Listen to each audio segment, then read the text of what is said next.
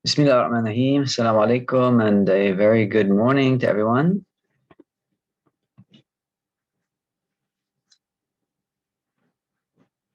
Good morning, Prof. Good morning, good morning, good morning. Everybody there? It looks like we're a small group so far.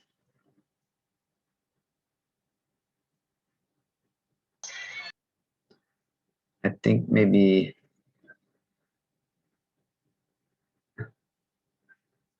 Salam Shaza. Okay, so just give our friends a couple minutes to get online. So hope everyone is well.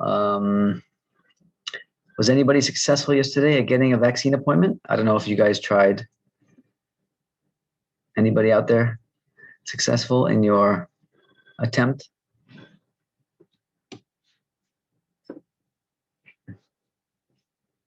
No? Oh, that's yeah. Yeah, it was pretty chaotic. My wife and my daughter and I were all able to get ours, but it was just starting at 12:15. It was just click, click, click, click, click for about a half an hour until we finally got through. So alhamdulillah, but hopefully I guess by July, August, it'll be a lot more available. So, all right, people are slowly trickling in.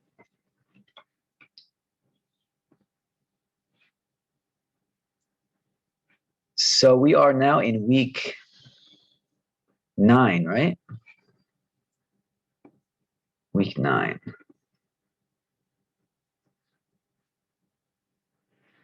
Okay, let me start by sharing my screen.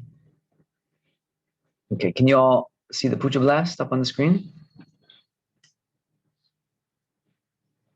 Yes, Prof. Thank you. Okay, so week 9. So today, this is our agenda for today. So go ahead, everyone, go ahead and do your click the sign in link for today, please. Don't forget. Just take a minute to do that so we don't miss that one. All right.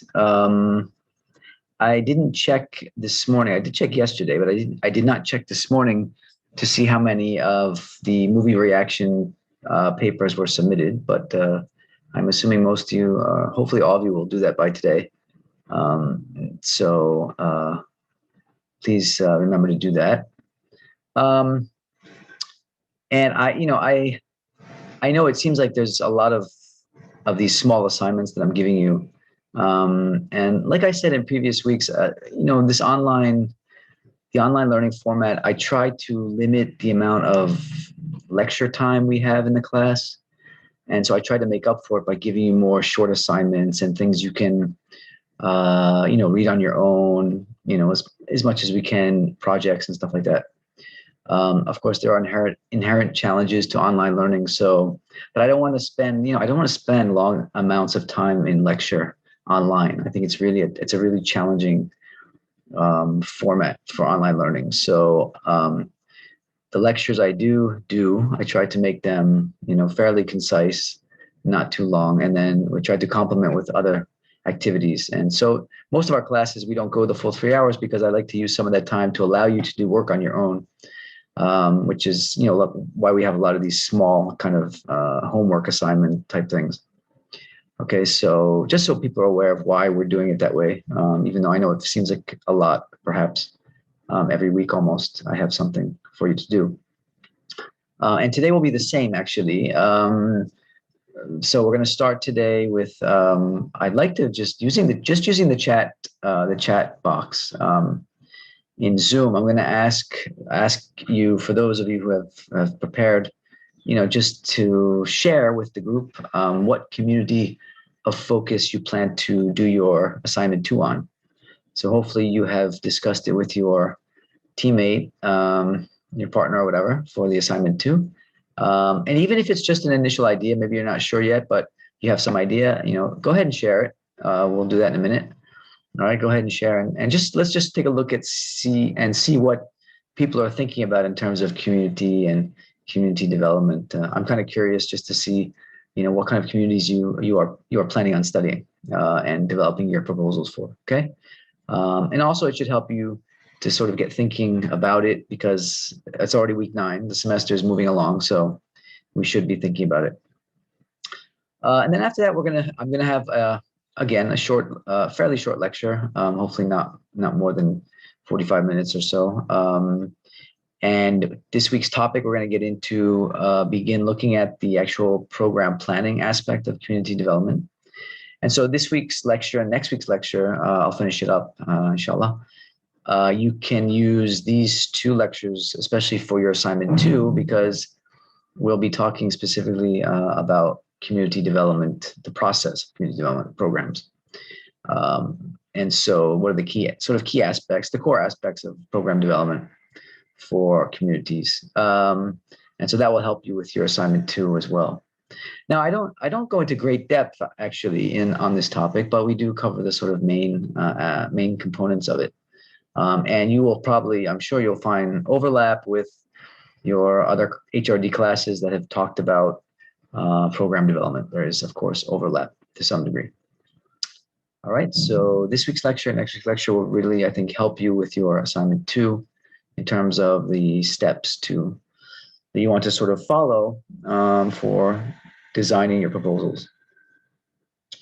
And then after that, I'm going to give you your sort of independent work time.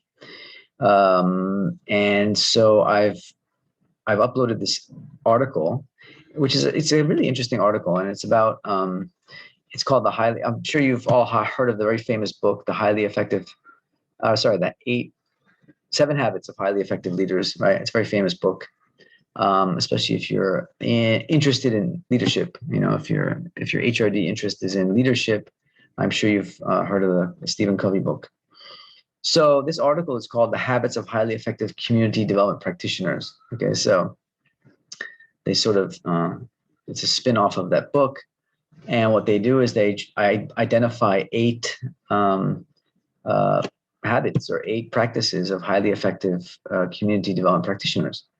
Okay, so it's a really interesting article. And so I've uploaded it, and after the lecture, I'm going to let you go on your own and work on that. I'll ask you to read the article. Okay, read the article, and then just answer these two main questions. Okay, and you can post your answers on Padlet this time.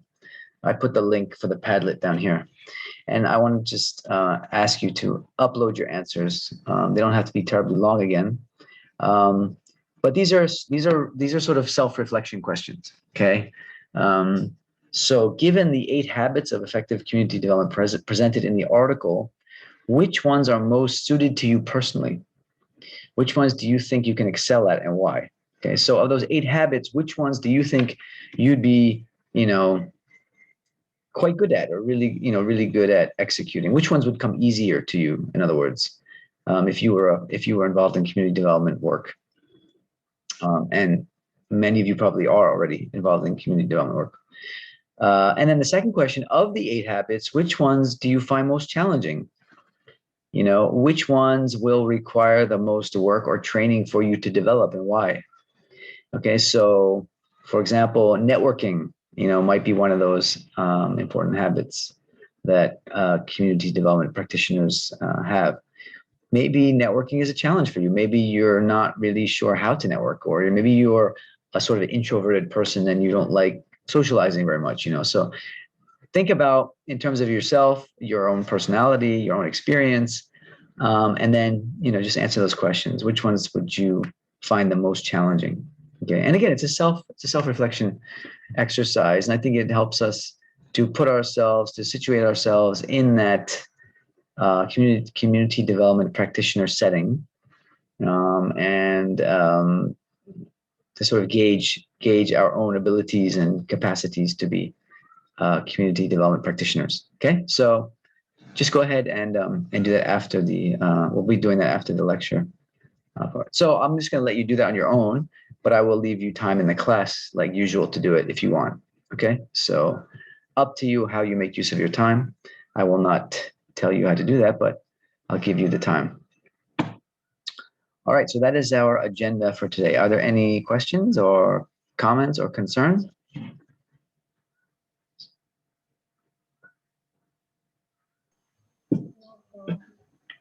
No?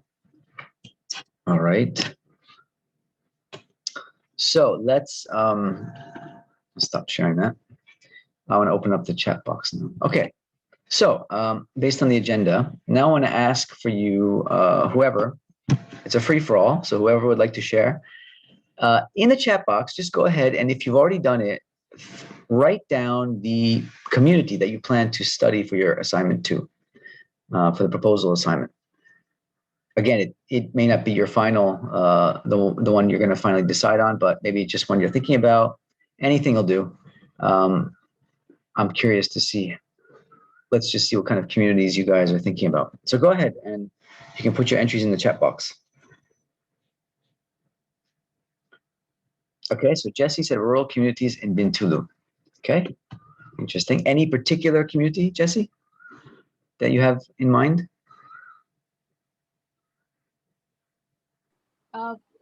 What is particular community? Yeah. I mean, any particular community that you want to focus on?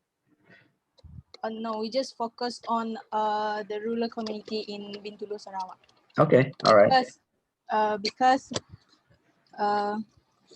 Because we found out there are several issues or problems that occurs within that community, which is they have inadequate infrastructure development, Yep. and also poor education system. Yep. Yeah. Okay.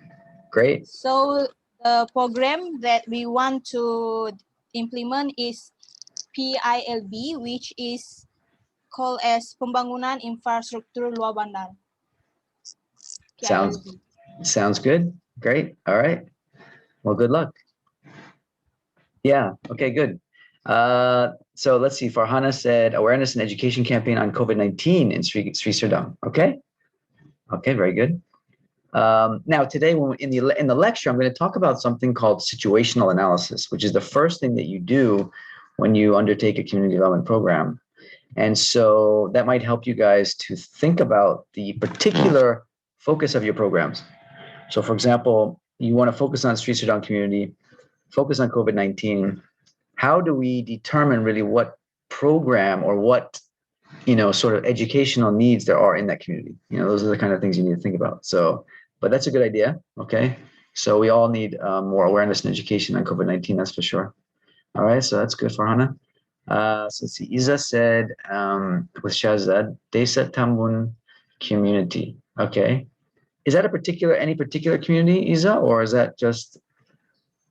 It's the neighborhood community. So what? Sorry. So the neighborhood is called Desa Tambun. Oh, so okay. you want to study on the risk management of the neighborhood, because I think the problem is that we have less awareness and exposure about the importance of risk management. So we decided to do this project, and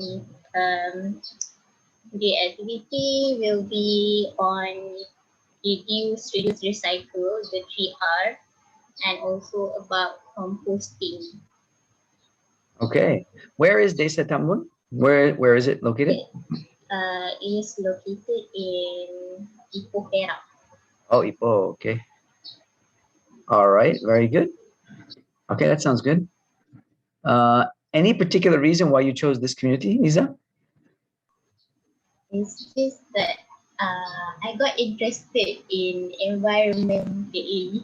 So I decided to see their community, because I think they don't have that much exposure of the environmental issues. Okay, all right, yeah.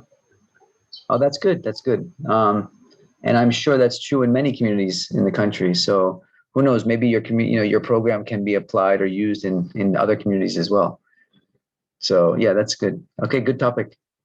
Okay, Saranya said orphanage for kids in Selangor. Okay. Sonia, do you have any, fun with English? Any particular orphanage in mind, or is this just a general idea to start with? We have the specific home orphanage kids Oh, home. good. Home Fair Welfare Karna Ilam at Taman Hisan Kuala Lumpur, Selangor. Oh, cool. Great. Okay. And so you've identified English as the need there. Yes. And I'm just curious, how did you decide, or how did you identify English as the issue for your program? Because nowadays kids they are facing problem to speak in English, so we want to conduct a program using the Fun with English, so we can add many activities on English and let them get knowledge. Okay. All right. Very good. Okay, sounds good. Okay, Saliha, orang asli community in Sungai Rual Jeli, Kelantan. Okay. Saliha, are you a Kelantanese? Saliha? Yes. Okay. So you are familiar with this community?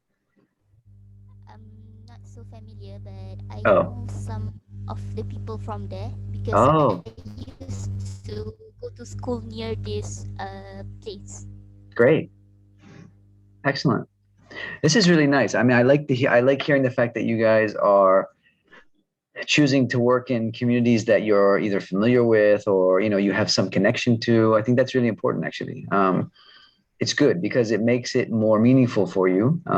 So it's not just another assignment. I mean, it is another assignment you guys have to do, but hopefully it'll be a bit more of a meaningful assignment for you, and something that even something that, who knows, it may lead to more opportunities in the future. You never know, whether it's through NGO work or whatever. So that's good. All right, on our SC community. Any particular? Have you decided yet what your what the focus of your program is going to be on, Saliha? Yes, me and my partner has decided we would like actually we found an article on the internet, general article regarding this community. There has a project done there to help with the poverty of the community. I see. The previous project is about the Is about what? Penternakan ikan keli.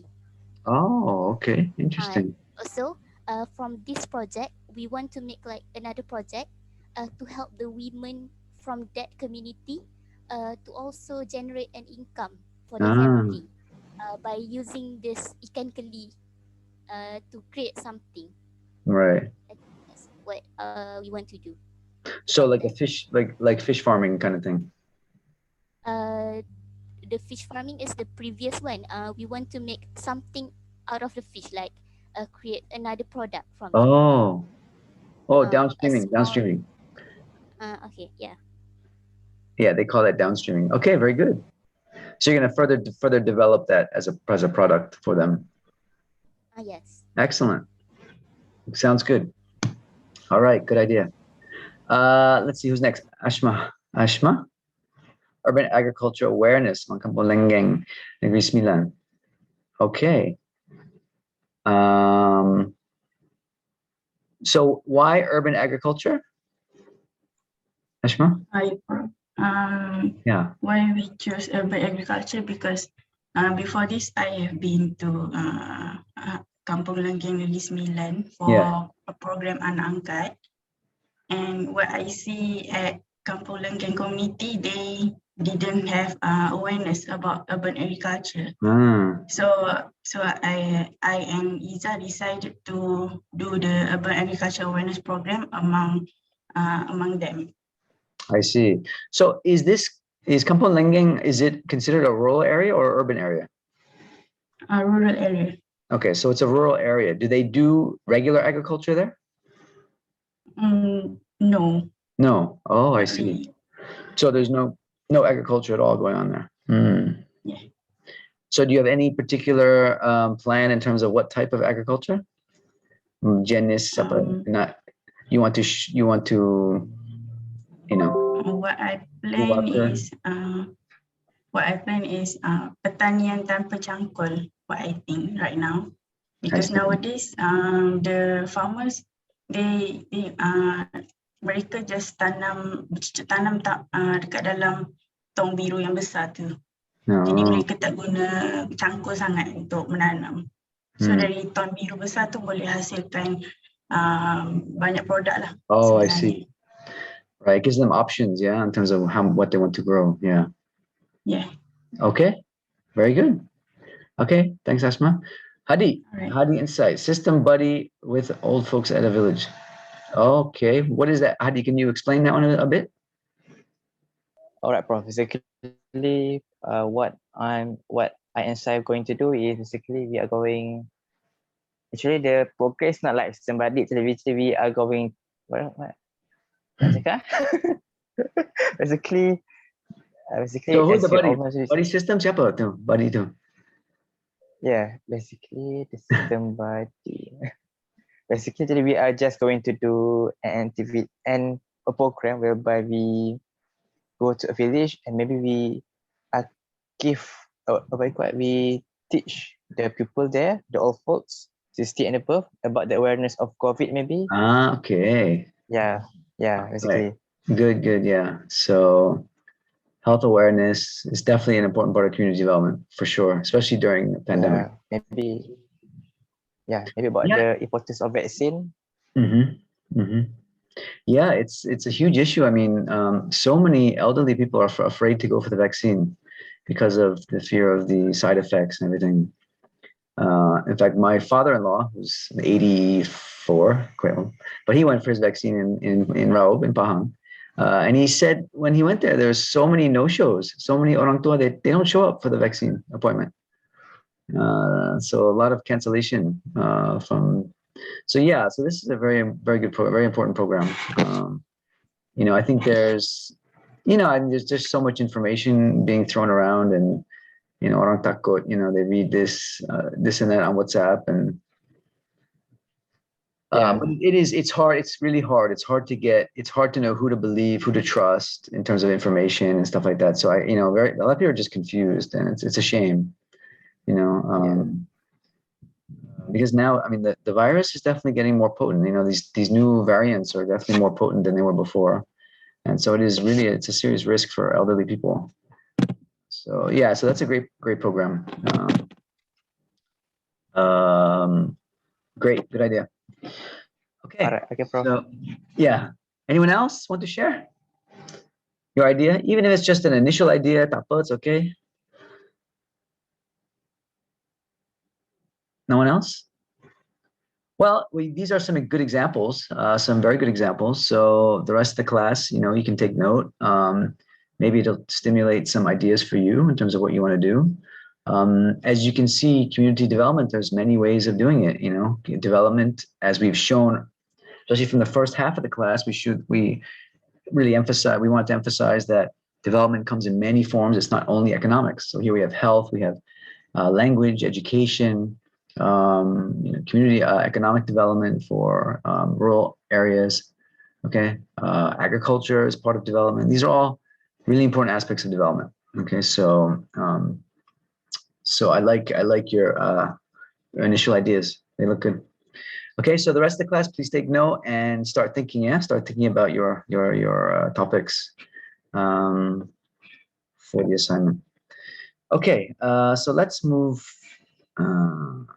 Let's now look at our lecture notes. So, not that one. Let's start with situational analysis.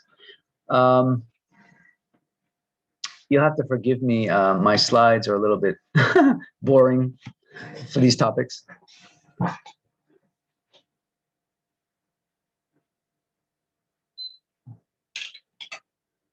Sorry. Just bear with me. The content is important, but the presentation is not very exciting, so I apologize. So situational analysis. So one of the reasons why I wanted to ask you to present your ideas is, and I wanted to kind of get a sense of where you're at, what you're thinking about. Oh, we have one more. Sorry, a last minute entry from Farina. okay, and Nabila. So they're going to do a community university students program, sign language awareness. Wow, interesting. Farina, do you want to elaborate, Skit, on what that community, that your idea is about? Yes, it's we chose university students because like I mean, if we expose more about sign language to them, it will help them to like apply for a job. Like it's like a benefit to them if they learn sign language, and like if they encounter like disabled people in the future, so it will help them. So like yeah, I think sign language is like a must for a person to learn. So that's why I think like this awareness is a need for us. Okay, so why is sign language? Also, oh, sorry, go ahead. Also, go ahead. I want to add, since we are in 21st century, it is important for us to include these people. They have, I think they've been forgotten in a way because we don't really know how to communicate with them. That's why we come up with this program. Okay, all right. So when you, in terms of community development, this is an actual program for who? Who's your community? The university students in general. Is that what you're saying? Yeah, we haven't specified what university yet. Okay, all right. Are there a lot of deaf students in UPM? Do you know? Do you have any idea?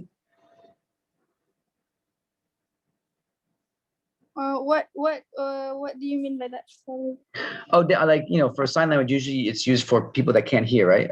So in English, we call them deaf. I don't know what you call it in Bahasa, but so I'm just wondering, are there a lot of those people that with that condition where they cannot hear? Are there a lot of people like that in UPM?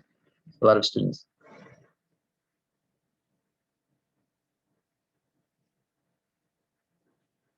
I'm not sure about that one. So what are the benefits of sign language? I mean, how do they help people, or what is the skill that you gain by learning sign language? It is a language, so it helps us to communicate with people that uses sign language. Okay, all right. So it's like learning any other language. Is that what you're saying? Yeah. Okay, all right. So it's language development. Okay, that's an interesting program. Okay, so yeah, you should explore that, look into it. So my questions were really related to this issue of situational analysis. So the first thing that we do when we want to develop a program for community development program, is to do a situational analysis. And if you've taken classes in like training, program development, or adult program development, maybe you've already taken those classes in the department, UPM, for your bachelor's, I'm not sure, but you'll find, of course, there's a lot of similarities with, doing a training needs assessment, right? We do training needs assessment before we conduct any training program. Well, when we do a community development program, we also have to do a needs assessment. And so we call it a situational analysis. You can also call it a needs assessment, but it's often referred to as a situational analysis. Okay, so we first want to understand the community that we are going to help develop through our program. Okay. Again, like in any other type of HRD program, you first need to understand what the needs of your target group are, right? There's no point in developing a program that's not going to be of any value or relevance to the people you're trying to help, all right? So that's why I asked the kind of questions that I did in terms of your proposals, they're all good, but it's important that we first, if possible, we do somewhat of a situational analysis. Okay, so in terms of the objectives of it, first we want to, what is the profile of the community? What is this community all about? Okay, so a basic profile.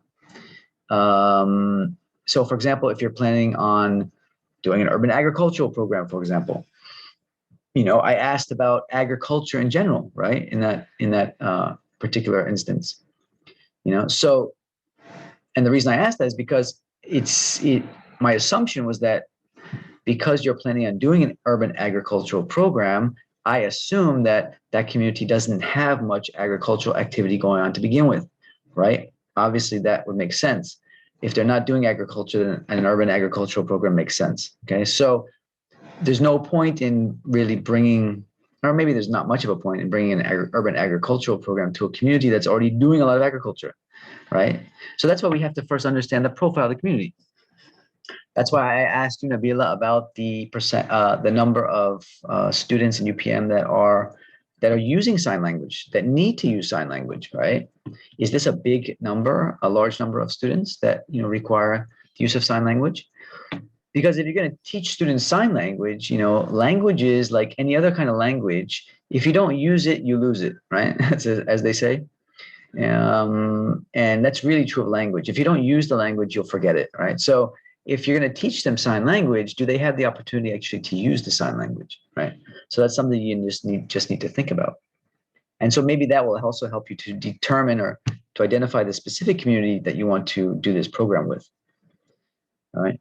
And then from there, from the general profile, what are the problems of the community specifically, right? So clearly some of you are aware of the problems, like, the orphanage with English, for example, the Orang Asli with economic development. Okay, so you've already identified some of the problems of the community. So that's, of course, important as well, that we know what the needs and the problems of the community are so that we can address them with our programs.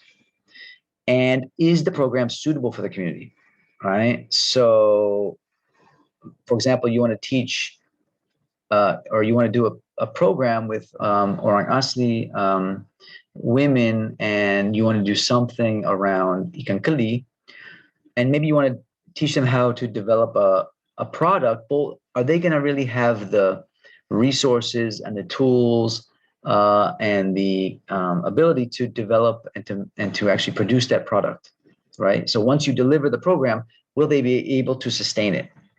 Okay. So does that make it a suitable program, right? Is it a realistic program? Okay. So that's another important question you need to ask yourself. What is your role? Okay. So when you guys can go to plan your programs, think about these questions, right? What is your role? Remember, you're most likely going to be coming in as an outsider in most cases. In some cases, maybe you're an insider, but in most cases, you're going to be an outsider. And so how is that going to affect how the program is conducted?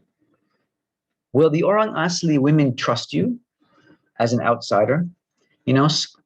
Big university student coming to Orang Asli to teach them economic development. Well, are they going to really trust you as an outsider? If not, or if you're not sure, how will you gain their trust? Okay, that's another important question. I worked in the US, I worked for an NGO that did community development. And this is one of the biggest issues that we had in our work, was gaining the trust of the community. Okay, because we were coming in as outsiders. We weren't residents. We didn't have connection, immediate connection to that community, right? And we were coming in as these so-called experts, blah, blah, blah.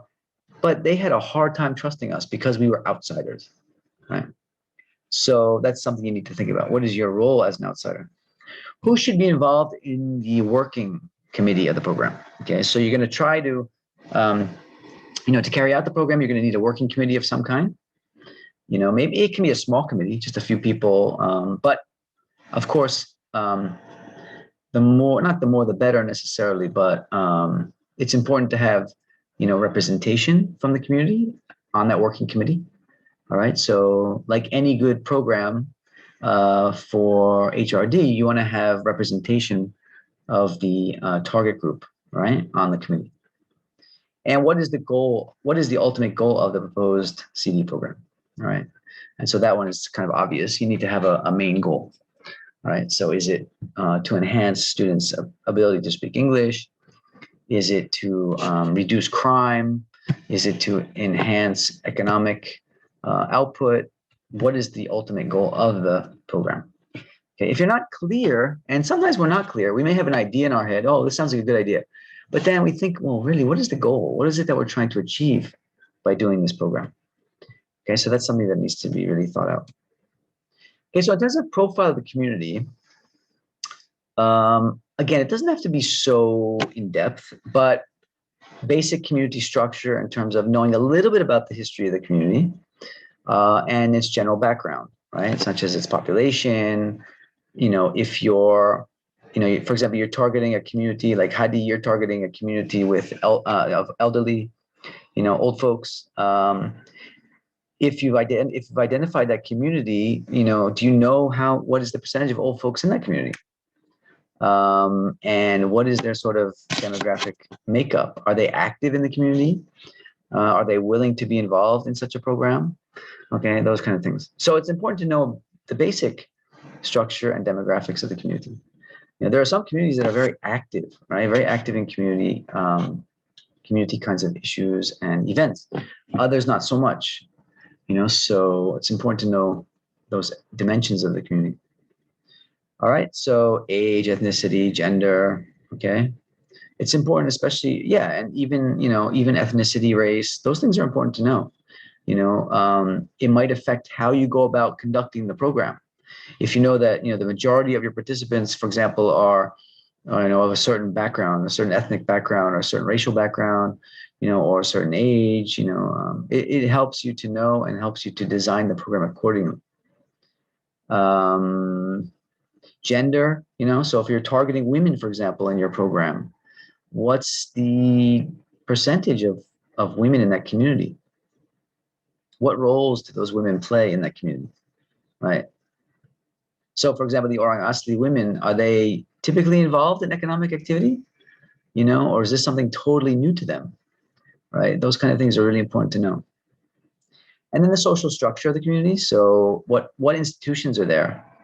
What kind of organization does the community have? Does it have a residents association of some kind? Does it have a majlis, kampong, whatever, at the local community level? Does it have a ketua kampong, a leader of some kind, a president of the taman, whatever it is? There should be some background information about the social structure. Okay, if your community is an online community, right? How is it organized? Is it organized? Okay, if it's a university-based community, how is it organized? Right? Okay, so you should have some idea of the structure, social structure of the community. Okay, so this is just all sort of a background profile. And then, let's see here. Sorry, I'm gonna move my toolbar. Economic status is important to know. What kind of activities does the community engage in? Is it a highly educated community? For example, if you're doing a community development program in Bangi, for example, Bandar Baru Bangi, it's tends to be a highly educated sort of area, right? And so it's important to know that. What is the education level and the economic status of the communities, right? What kind of commerce, what kind of activities go on in the community? What is the community's main source of, for example, employment? Is it a community of fishermen? Is it a community of farmers? Is it a community of factory workers? Is it a community of government workers? Okay, that's also part of the community profile. And then rural setting, agricultural setting, production, resource use. Okay, so depending on the type of community, if it's a rural setting, again, just like I asked previously, I asked about the agricultural activities of the community.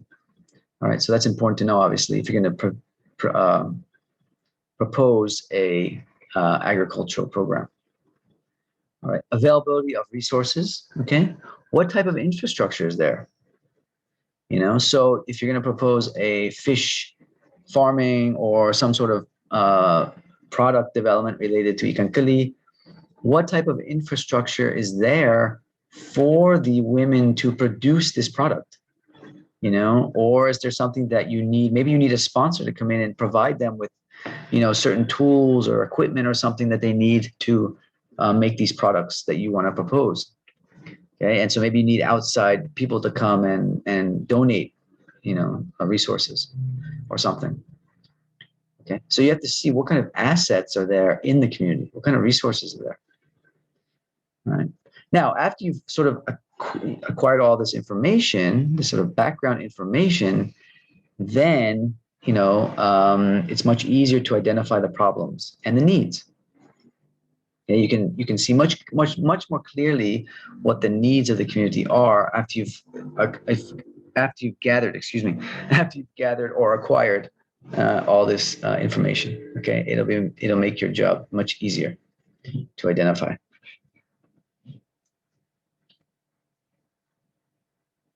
So based on the problems and needs, your program is then planned in order to overcome the problem. Okay, whatever the problem is, and fulfill the community's needs. Okay, so you've identified English language as a problem, and so your program is going to help the young people to learn English. Okay, very straightforward, right? Very straightforward. Just make sure that you've identified that this is one of the main problems of that particular community.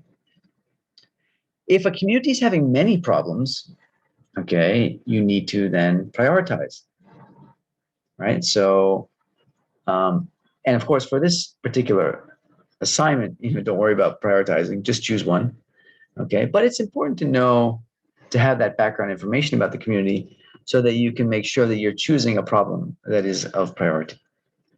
Okay? So make sure you choose a problem that is a priority for that community. So one way of doing prioritization is based on Maslow's theory, okay? And so Maslow's theory provides us with a nice, a very structured way of identifying problems, right? Starting with basic needs, okay? Always come first, basic needs. And so many of the communities that you guys mentioned do actually deal with basic needs, because, things like basic economic income, basic education, health, many of you talk about health awareness campaign. So that's health. Okay, so I can see that, clearly you guys are thinking Maslowian, if there is such a word, thinking like Maslow, okay, and you're starting with the most basic needs first, okay, which is important. And I think it's important also because a lot of people maybe don't realize that even in a country like Malaysia, which is fairly well developed, Malaysia is now a middle income country. It's no longer a developing country. But even in middle income countries, we have people whose basic needs are not guaranteed by any means. There's people that struggle, especially now during the pandemic, people that are struggling putting food on the table and having a basic income and stuff like that.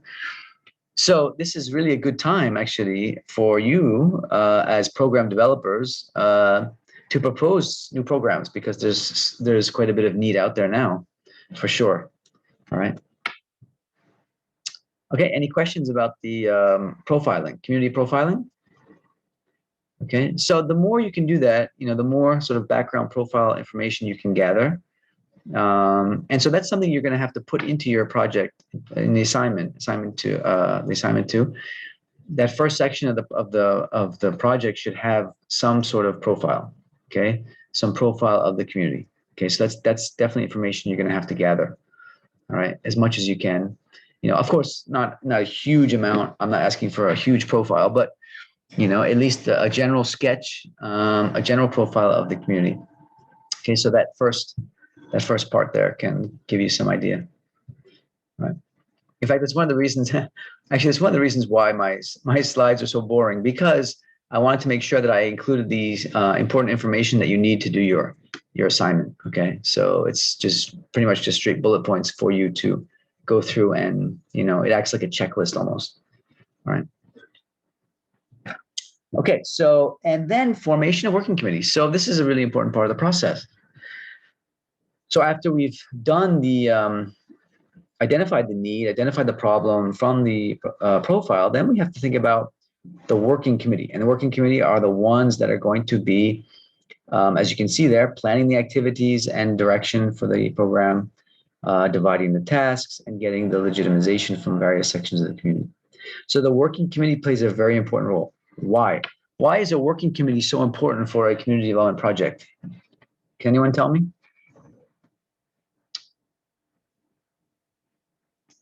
let's hear from somebody else. Let's see, who can I call on?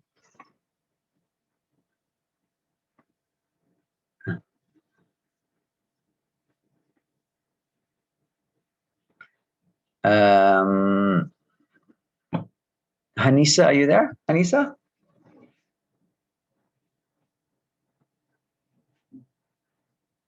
Hanisa? Hanisa's not answering.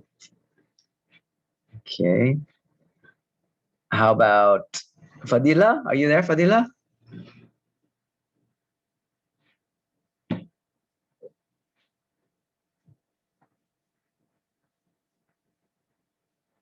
Oh, another one up there. Ani, is Ani there? Ani, are you there, Ani?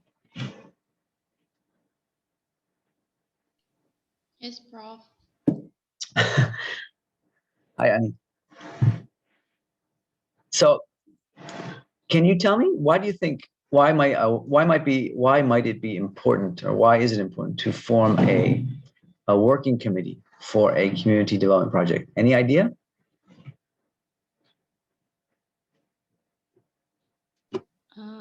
To make sure the project work according to the plan.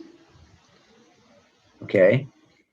All right. So that's definitely one reason for sure, to make sure that the project proceeds according to the plan. Yeah. Any others? Any other reasons? In other words, as opposed to just you and your partner going in and doing the whole thing yourself. Why is it important to have a working committee, in addition to what you said about following the plan? Prof, maybe to build what you call it, to develop a working, what you call it,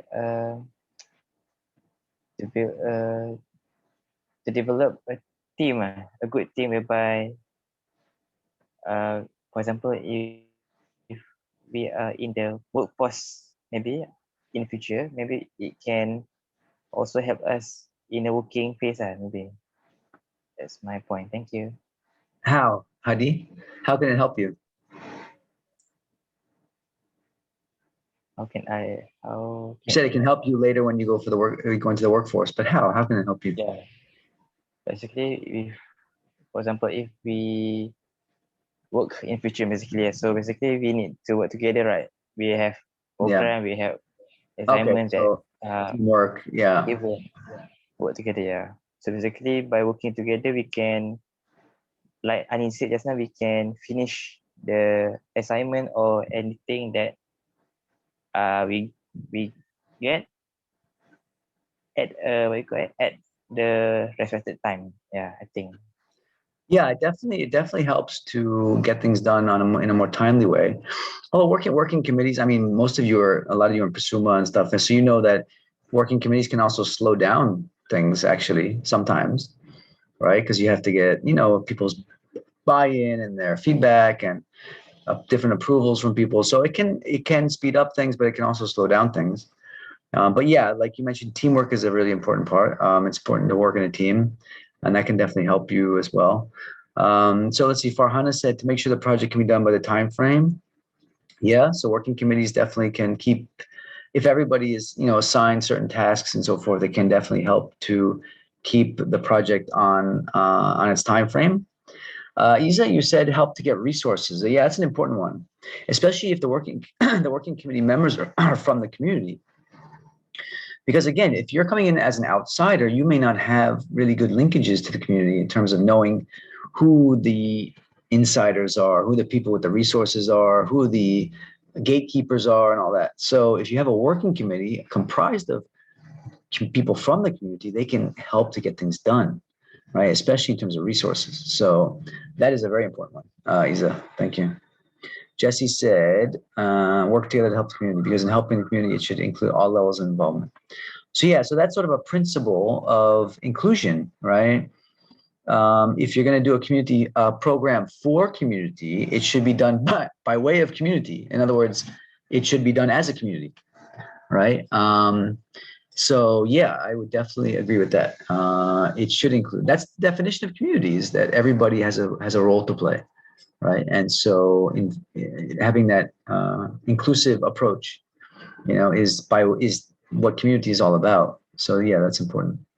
And the idea is to get buy-in, right? So Alia said, to make sure the project runs smoothly, and if problems happen, we know clearly what problem happened, the problem easy to solve. Yeah, hopefully it can help to solve problems as well, rather than one or two people doing the whole thing. You have a working committee, people are assigned different tasks, so that can definitely help to solve problems easier. That's true as well.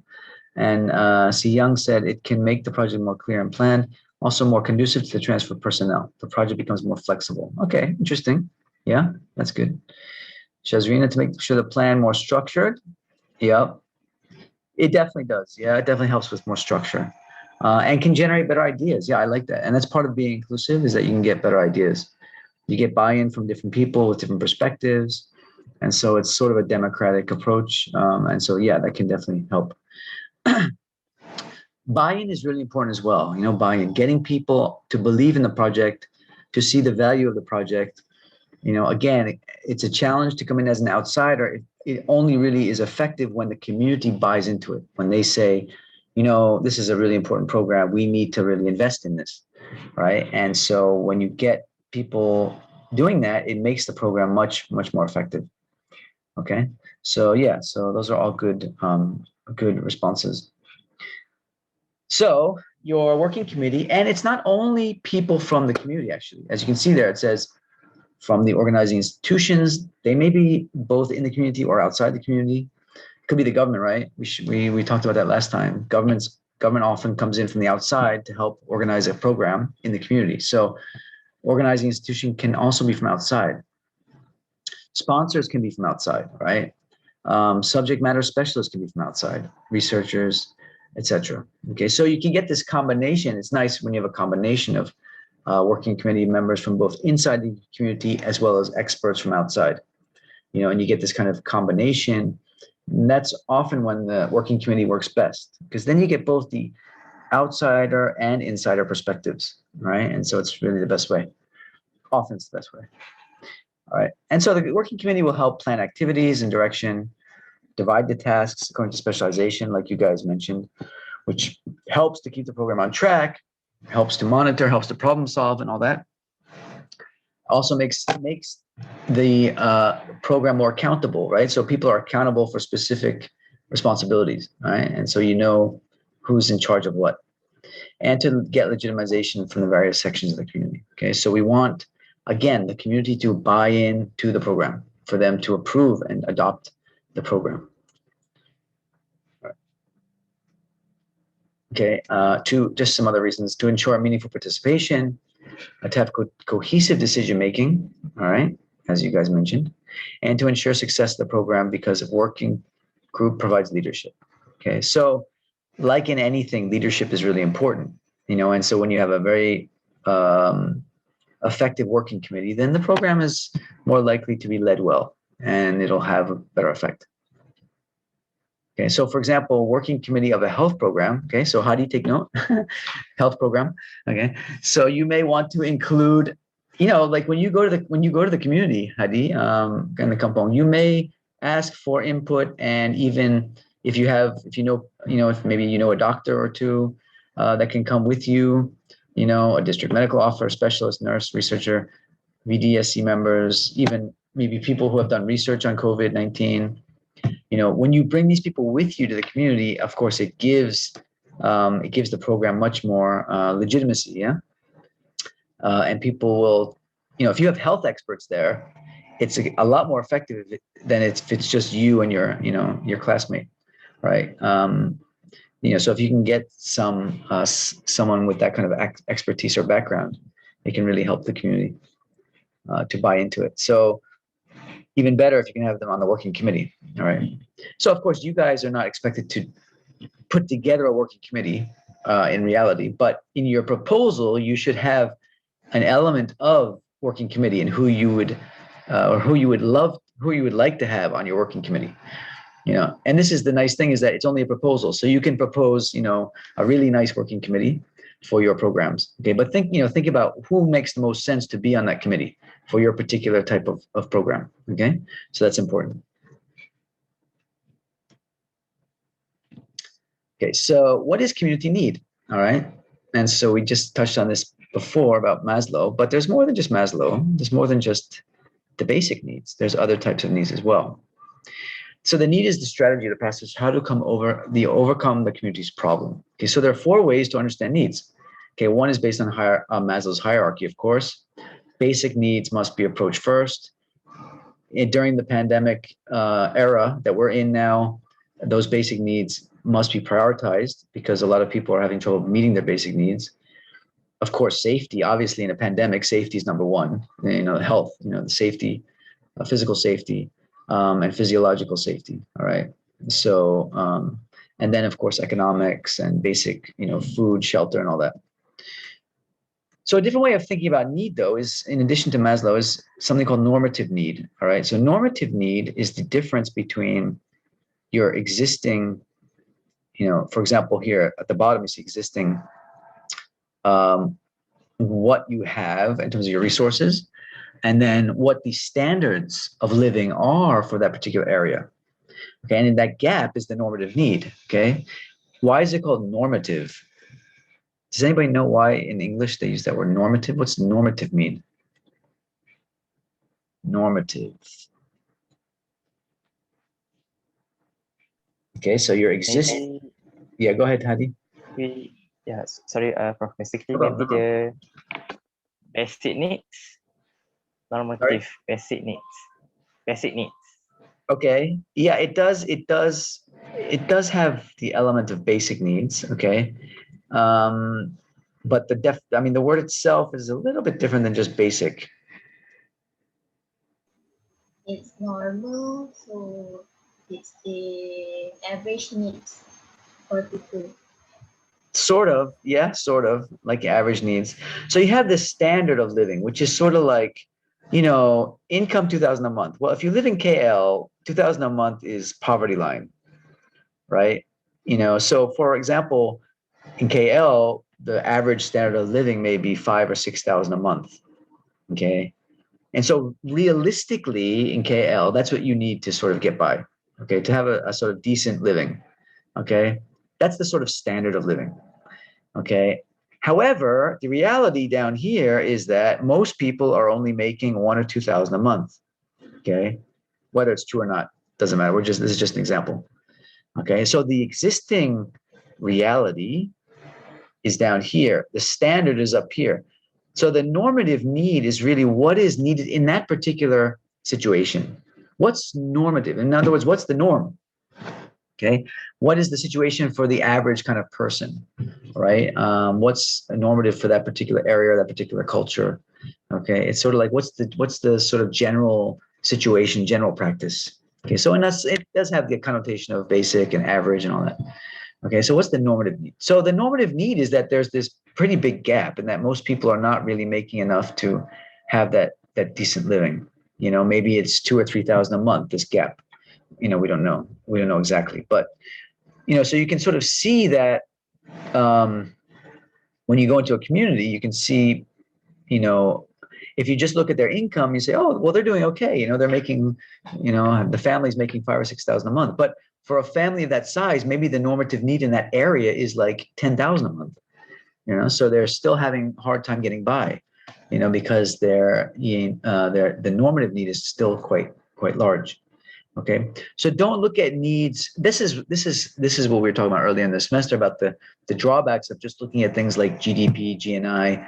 You know, these are standards, these are statistics, but they don't reflect the normative needs of the specific areas where people live, right? The specific situations, right? You cannot compare the normative need in KL versus, you know, rural Sarawak, for example, you know, or somewhere in Kelantan, for example. The normative need is going to be different, all right? So this is another way of looking at and thinking about need is in addition to Maslow, is the normative need or the need that's, you know, for that specific area that you're interested in. Okay. Then we have, and we've talked about this before, I believe, felt needs versus unfelt needs. Okay, another way of thinking about need, right? So, unrecognized needs. Okay, in other words, the needs that people are not aware of versus the felt needs, those that people are aware of. So if you're not making enough money, you're pretty much aware of it. I'm just not making enough money. But are you aware of the unfelt need that relates to why you're not making enough money? For example, maybe you're very bad at managing your finances. So you say, I never have enough money every month. That's the felt need. Okay. But the unfelt need is you don't know how to manage your money. Right. You're not even aware of it. Right. Or your felt need is that you need medical care. You're having problems with your blood pressure or your, sugar level or something. That's the felt need. The unfelt need is maybe you're not watching your diet. Maybe you're not exercising enough. You're not even aware of it because you just don't know. So a lot of times we do programs on felt needs.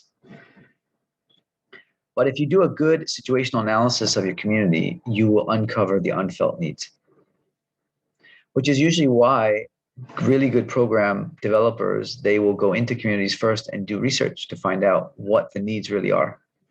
And so they'll uncover the felt needs, right? They'll definitely uncover the felt needs, the orang asli and economic development, for example.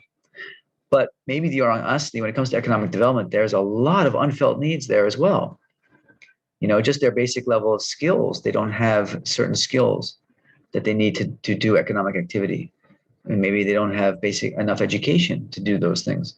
Maybe people are taking away their resources from them, violating their rights, and they're not really even aware of it, or they don't know of any way of doing anything about it.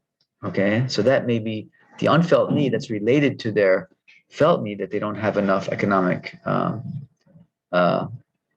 input or whatever. So the process of CD, community development, which is, of course, a process of education. Okay, so your community development programs should be educational in nature. Okay, and the idea is to transform the unfelt to the felt need. Okay, so making people aware of these unfelt needs so that they become felt needs.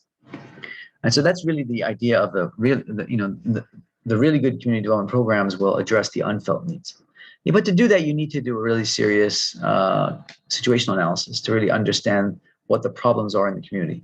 And, more than just surface level, more than just looking and saying, oh, these people don't have enough food to eat.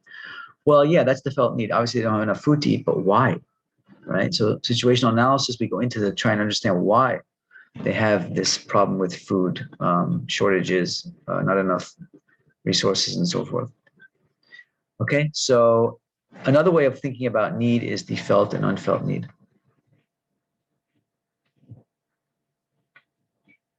Questions about that? Comments?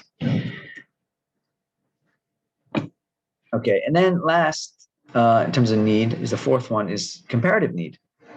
So by comparing the characteristics of two groups of a community. Okay, so you have group A, those with higher socioeconomic status, all right, and those in group B, those having lower socioeconomic status. Okay, so if you compare the two groups, we may find there's a gap, right? So this gap, we can help address this gap, right? In some communities, it's actually quite stark, the difference between those who have and those who have not, right? And so maybe that might help you to better understand the need of a particular community by looking at those who are okay, doing okay, those who are not doing okay, and really trying to understand what's missing. What is it that group B needs, to be classified as, with group A, right? So by comparing the two groups, you may find what the need is. Okay, it might be easier to do it that way. Okay, so that's more of a comparative approach. It doesn't always work because in some communities you may not have group A and group B, and so it's difficult to do. Right, but it's another way of looking at needs. Okay, in the context of communities.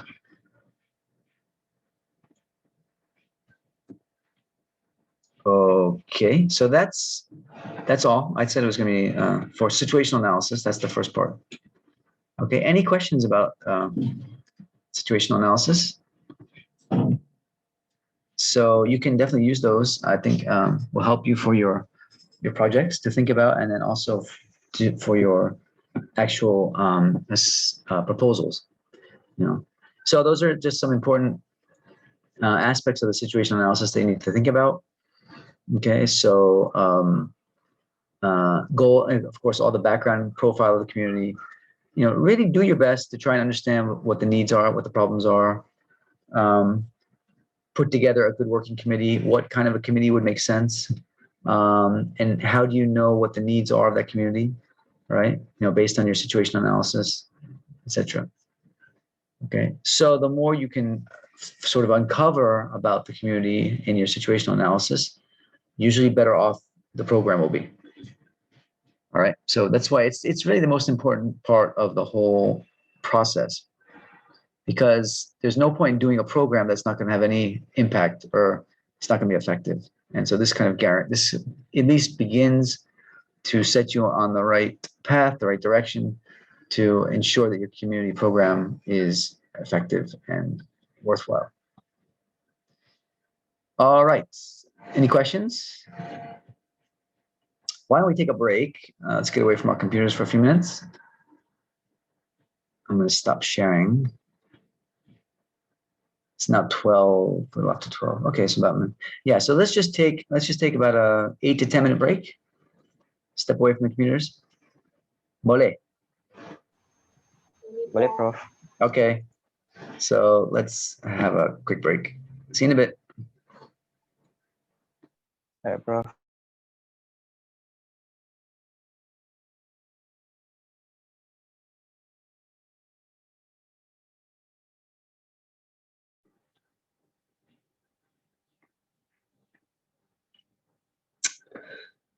Okay, welcome back.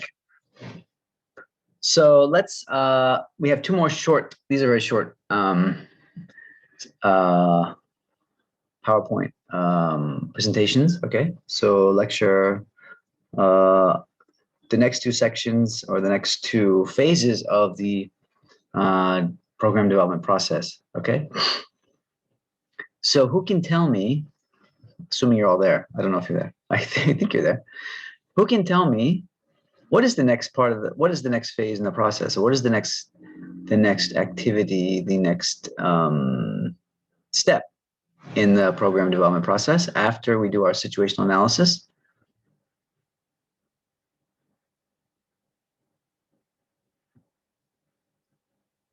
Maybe you guys aren't there yet. Anyone there? Maybe we proceed with plan all the activities. We include the budget. Yeah.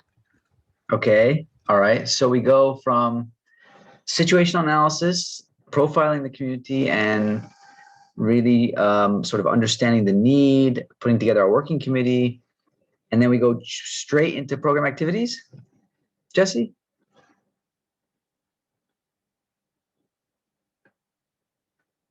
Yes, what, Prof?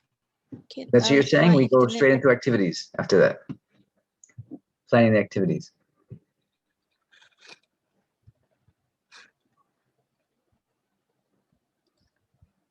Okay, so what we've identified the need and the problem, but have we identified how? Yes, Alia, thank you. Alia got it. Yeah, first we have to come up with our program objectives, right? So what are the objectives of the program? Okay, so from this identification of the problem and the need, now we have to turn that into actual program objectives. Okay, so yeah, it is, of course, this is all part of the planning and designing. Okay, but the next step would be the objectives. So let's just quickly take a look at objectives. Okay, again, this is just short. So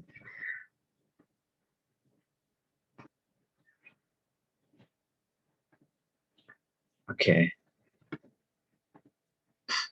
So why do we need to focus on objectives next? Well, objectives act as the compass of the program. Okay, so we need a direction, right? We need something to achieve, right? And something that we can measure to know that we've achieved it, right? And so that's the importance of objectives. So the objectives suggest that the data or information needed, right, to know whether we've actually helped to develop this community.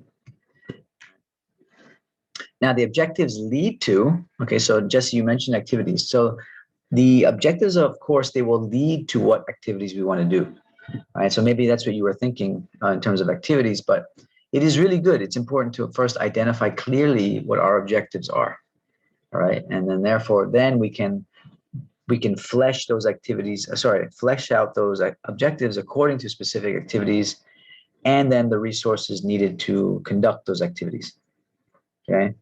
Also tells us who our target groups are and how many of them should be involved. Okay, so for number 4 there, if you really write good objectives that are specific, that are measurable, right? All that information will be in there, okay?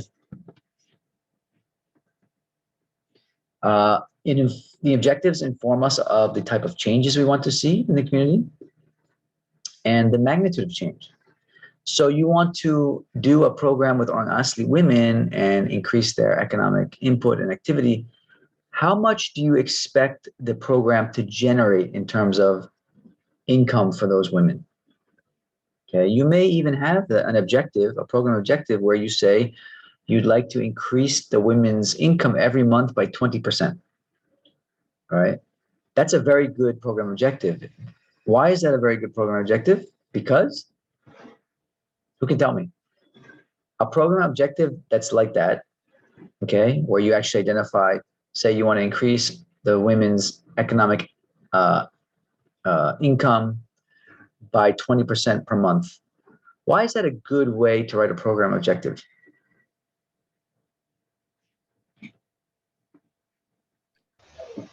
That's good. To make sure that we or not. I hear 2 voices. Are there 2 people talking?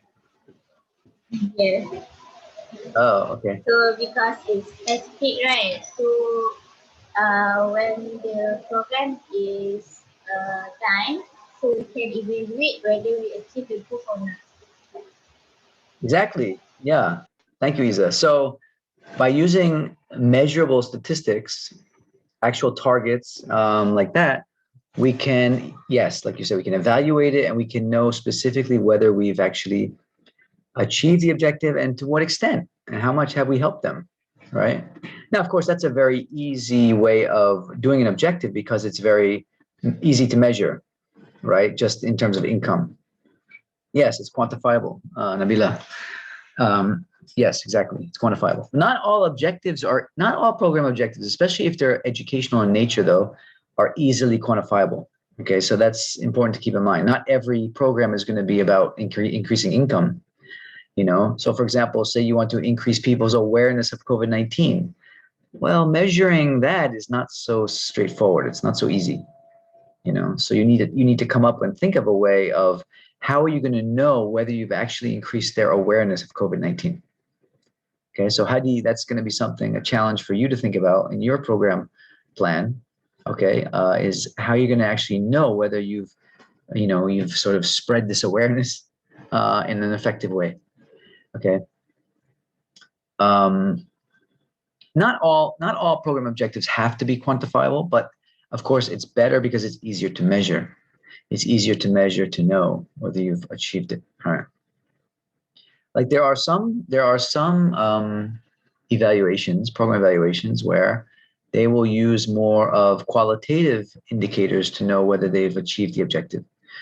So maybe after the program, they might do some focus group discussions or interviews with the participants and just ask them in the form of a discussion, like an interview, whether they feel like the program was effective or not. You know, whether the program helped them to, become more aware, learn more about the problem, whatever it is. You know, so you can also do qualitative types of evaluation. Okay, but it is of course easier to say, awareness increased by 20%. Okay, it's obviously easier if you can quantify it. All right, so that's something to think about. Preparation from the client side, development of small groups, mental health. Sorry.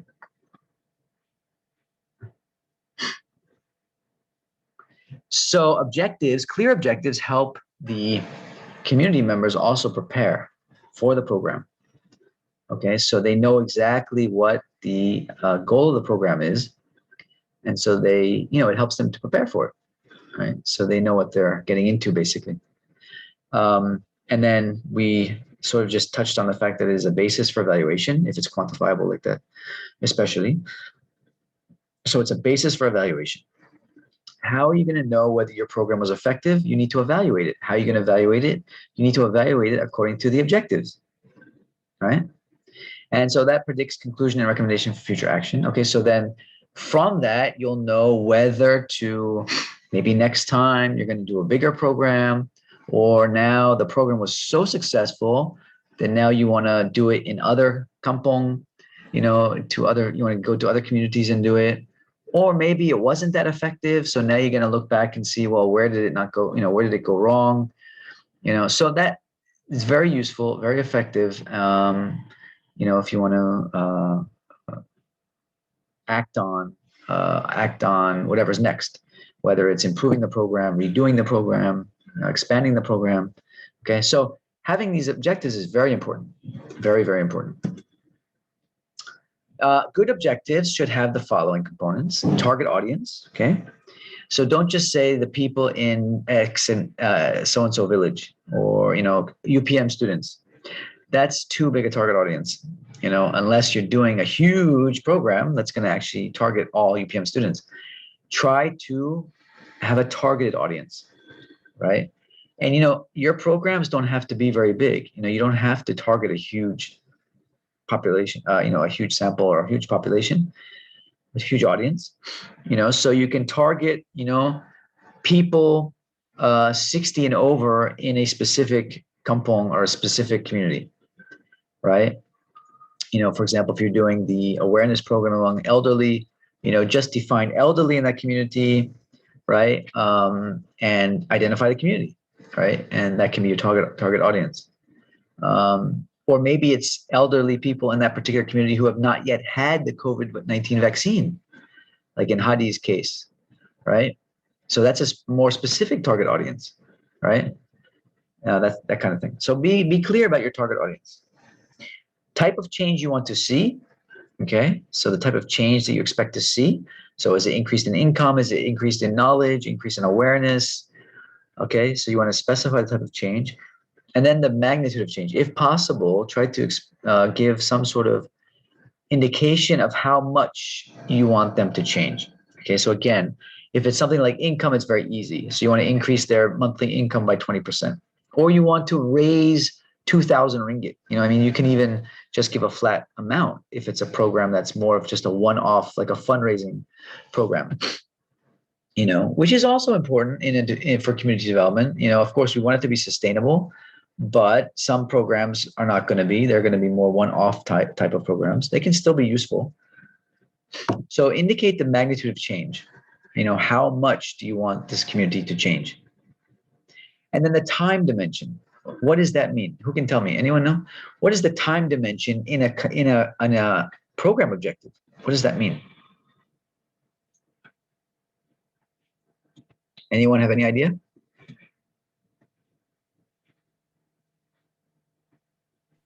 Prof? Yeah, Adi. Maybe the time dimension, maybe highlighted the duration of time for the program, maybe? Yeah. Duration of time of the program, and then the duration of time of the change. Maybe the program, well, yeah, I guess in this case, it would refer to just the program. So yeah, because, again, a program can be one-off. It can be ongoing. It could be a weekly program for 6 months. For your assignments, you can do whatever you want. It's just a proposal. So if you want to do a longer term program, of course, we know that from our HRD studies, we know that longer term programs tend to be more effective, right? Programs that are done regularly over time tend to be more effective, especially in terms of sustainability. You know, so try not to think of just a one-off type of program, okay, for these community development proposals. You know, think more sustainability. You know, you really want to create change in the community. Although, of course, for something like COVID-19 awareness, it doesn't really make sense necessarily to do a long-term program. You know, but even maybe but you may consider doing something more than just a one-off. You know, and maybe at least a few sessions where you go back to the village and, you know, you address it from different issues. You know, maybe one time you bring doctors with you. You know, the next time you come, you bring people who have had the vaccine. You know, talk about the side effects. You know, and then maybe a third time you talk about, you know, from the perspective of people who have been sick in the hospital with COVID-19 or something. You know what I mean? So give them different perspectives of the disease and the vaccine. You know, so you can do a multiple session kind of program. Anyway, the idea is that in the objectives, there should be some element of time. Okay, so you give, you know, some indication of how long the program will be carried out.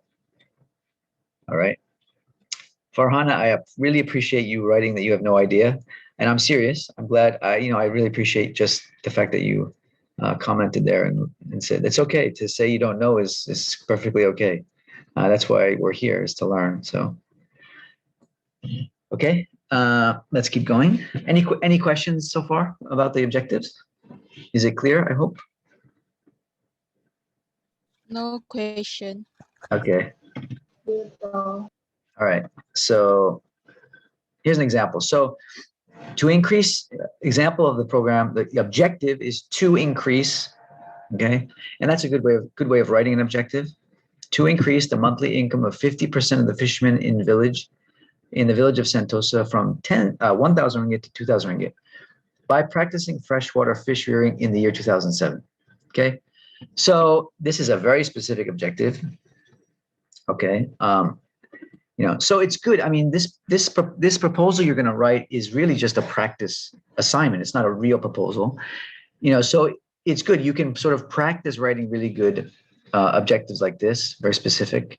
You know, you don't have the burden of having to actually carry out the program yet. So it's a good chance for you to practice writing good objectives. Okay, so something like this is good. They're showing increase. Okay, so to increase what? Monthly income. How much? By 50%. Target audience, fishermen in the village of Sentosa. Okay, so this is same as 50%. That's sort of like magnitude, you know, magnitude of the program, of the outcome. Okay, by practicing in the activities, all right? And remember I mentioned about the activity, by practicing freshwater fish rearing. Okay, and then the time, year 2000. So this is going to be essentially a 1-year program. All right, and so, I mean, if you're talking about increasing income by 50%, that's a pretty big increase, right? I mean, you know, if someone told me they're going to do a yearly program with me and increase my income by, I'd be like, wow, 50%, that's pretty amazing. So this is a pretty substantial program. So it makes sense that it's going to take a whole year, right? Don't you guys agree? I mean, don't you think it makes sense? If you're going to have that kind of impact, it's pretty big impact. You know, you're not going to do this from a one-off program. It's going to take time, right? Because they have to learn, you know, they probably have to learn the system of freshwater fish rearing. And there's probably a lot to learn. You know, it may require new techniques. It may require new resources, a variety of different people demonstrating and teaching different skills and so forth. So there's probably a lot involved. Okay. So think about that. You know, if you're gonna aim for something with this significant magnitude of change, remember that it might, you know, it's probably going to take longer. So 6 months, 8 months, a year. Okay, no problem. I mean, it's just a proposal, you know, for you guys, you know. So your time frame should be in line with the magnitude of change that you're trying to achieve from the program. Okay, so that's really important to keep in mind. All right. So all the key elements are here in this objective.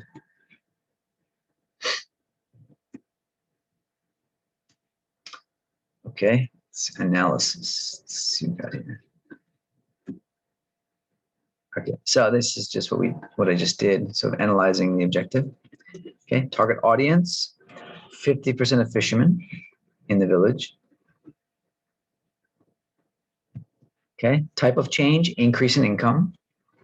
So this, for some of you, this could be increase in language abilities or language skills. It could be increase in knowledge. What other kinds of increase could this be? Anyone? Anyone want to share? Income, awareness, knowledge, language ability or skills. What else? What other kinds of increases can we have in our program development?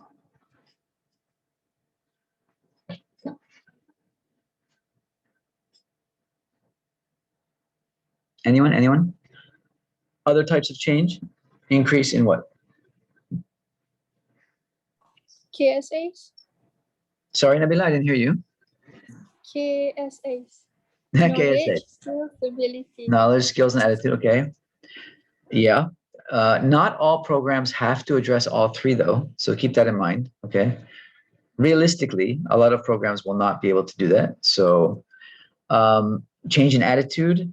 Now, change in attitude is hard to show. It's hard to demonstrate a change in attitude. It's also hard to achieve change in attitude over a short period of time. Okay, so that's really important to keep in mind. Right? Knowledge you can increase pretty easily. You know, a lot of programs you can cleanliness. Okay, Isa said cleanliness. That's very interesting. Yeah, absolutely. You know, especially if that is one of the goals of the program is to, you know, for example, recycling or waste removal or just general cleaning up or gotong royong or something. Or the goal is to increase cleanliness. You know, now how do you measure that? That's hard, right? That's hard. How would you? Okay, let's think about this. Let's brainstorm together because I'm not exactly sure myself. How would we measure cleanliness? Anybody have any ideas? For example, how could you show at the end in your evaluation that your program helped to increase cleanliness? It's a good question. Who has an idea? When the garbage is when the garbage is managed well, and there is a place where we can put them, and it's not like going to many places. So from that we can see that it is managed well, and we also can see that our environment is getting clean. To have a place where we can put the garbage. Is that what you said? I couldn't hear you very well. Yes. I see. Okay. So you've identified a place. Instead of putting it somewhere like many places, we can see that when the garbage is being collected and is managed well, we can see that it is clean. Okay, that's interesting. Yeah. So you could say, okay, in terms of how do we know that there's been this change in cleanliness? We've created or found or identified maybe 10 or 15 new places where garbage, the sampah can be stored or put away or placed. You know, the collection of garbage is more regular. Maybe collection of garbage has increased by 50% in the community. Now, this is where, like I said before, this is where you can use qualitative types of evaluation to show the change. In other words, you can take pictures. You can take pictures or video, but in a report, of course, it would be pictures. But you can take pictures of the area to show like before and then after, right? So before you show it's all filled with rubbish and it's dirty. After the program, you know, you take a picture and you show that it's been much more, it's much cleaner. You know, so that's where you can use qualitative data to do to help with your evaluation. But yeah, that's a good one, Isa. Yeah, I like that's a good idea. So that's one way, identifying, you know, and actually naming. Yeah, you can actually name. You know, there's this many new collection points or something, an increase in the frequency of collection of garbage.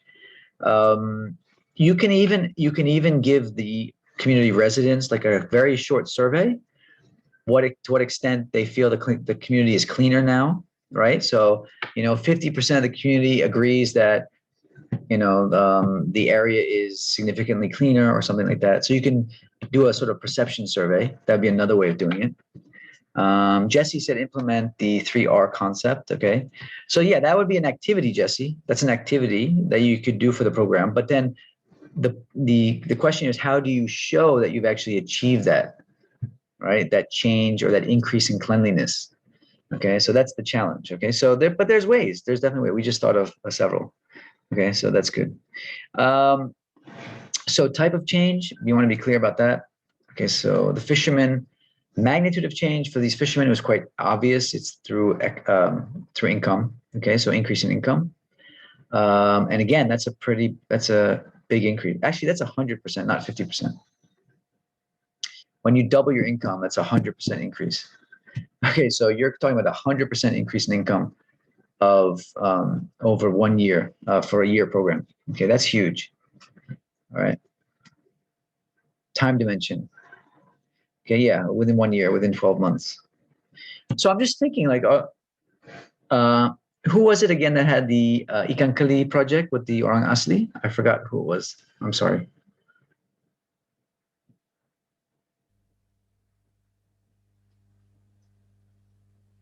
Me. Sorry, who is that? I can't see this. Saliha and Shazrina. Serena. Where are you? Why are you not showing up on my screen? Saliha. Saliha. Sorry. Usually on Zoom, the name will light up and then, I can see who's speaking, but your name didn't light up. So anyway, so that's a good one, Saliha, because you need to think about, and I don't know how you're going to do this, but maybe you have some examples or you have some previous programs where they've done this kind of a program to know how much in your program, for example, how much do you expect the women's income to increase? So if you can say, the objective of this program is to increase the income of these women by 20% or something, you might want to do that. Okay. Of course, I don't know how you would identify the amount. I don't know anything about the program, but you might want to think about that. Okay. So I'm sure your program is also going to not just increase their income, but also increase other dimensions of their well-being, like skill. They're going to acquire skills, right? And knowledge. So, but that's something you can think about. Yeah. In terms of income, maybe have a target.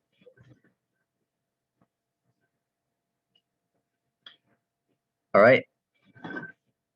So for program objectives, the acronym that they use typically is SMART.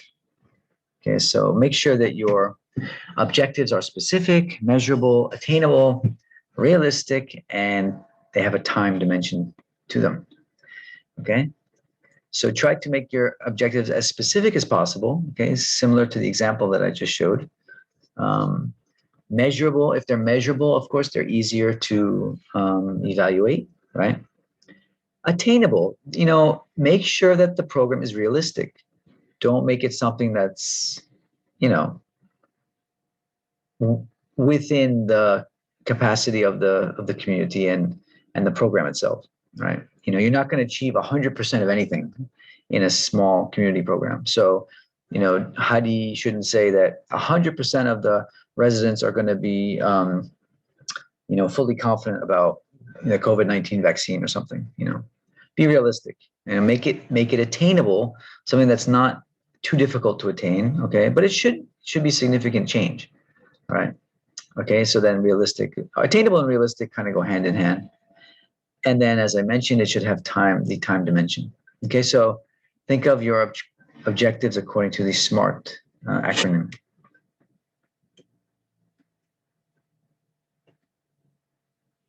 Okay, so this one, don't worry, we're going to do this later in the semester. All right.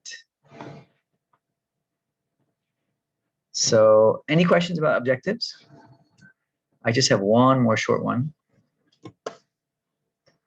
Sorry, stop sharing. Okay, so that's objective. So we've done situational analysis and objectives. Okay, and I just have one more short one to go.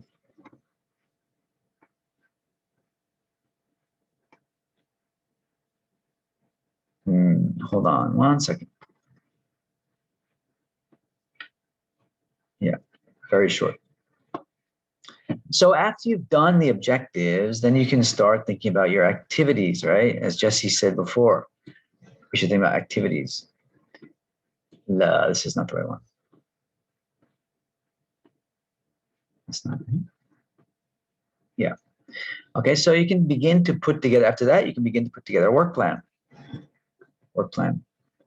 So your work plan is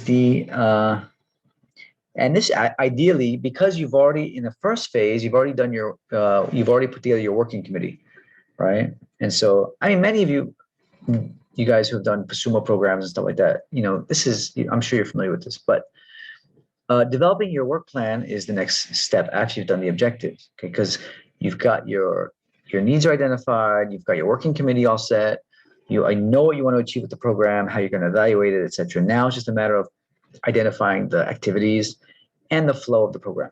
Okay, so that's the work plan.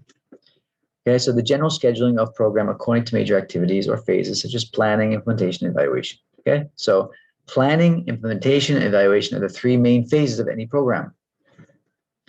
Okay, so if you have a program of 9 months, for example, you can see the example there. Okay, so planning development, might take a month. Situational analysis takes time. Okay, so you can see there's different components to it: data collection, data analysis, as well as implementation. Okay, so there is a bit of research that goes on there. Okay, so of course, for your program proposals for the course, I don't expect you to do a full-blown situational analysis, just a sort of a brief one, a general one, background of your community. But a full-blown situational analysis would take some time, okay? Because it does involve the element of research. Okay, so that's good, as it says there, 4 months, 3 or 4 months. Implementation of the program here, it's and the example is just 3 months. So the activities of the program are only 3 months. So the situational analysis takes longer than the actual program. Okay, that's quite interesting. That's quite interesting because we usually think of it as like, a very brief planning and then a long program and then, that's it. Here, what they're trying to show is that no, actually the planning is very important. How we plan the program is just as important as the actual implementation. Okay, and then the evaluation is another 2 months. So between the 9-month program, there's only 3 months of actual activities. Okay, and this is really what a good program should look like in terms of the breakdown of the different phases. Okay, you need to do really good planning before you start, and you need to do good evaluation after the program. Okay, and then the implementation of the program, again, it should be realistic. Remember the smart just now. The program should be realistic. So don't propose a 12-month program with just a month of planning and a week of evaluation. That's not really the way good programs are done. Okay, so it's important to keep in mind that this is what it takes to do good programs. The before and the after are really important. Okay, those evaluations. Evaluation is not just a quick customer feedback survey. Okay, you can do that, but there should be more to it than that. And then the calendar of activities. Okay, the schedule of activities of the program according to specific items. Okay, such as the date, the target group, who's leading the activity. Okay, the CD worker in charge, the place, expected budget, and additional notes. Okay, so all these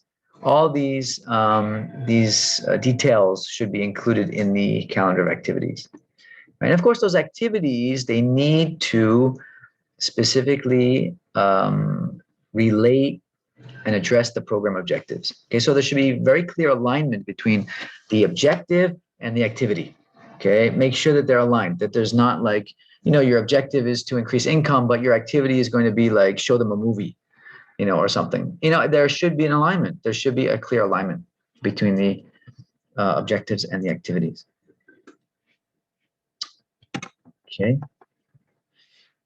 So as it says here, the calendar of activities may cover for a period of 1 week, 1 month, several months, or the whole duration of the program. If the duration takes a considerable number of months, it may be broken up into several number of calendar of activities.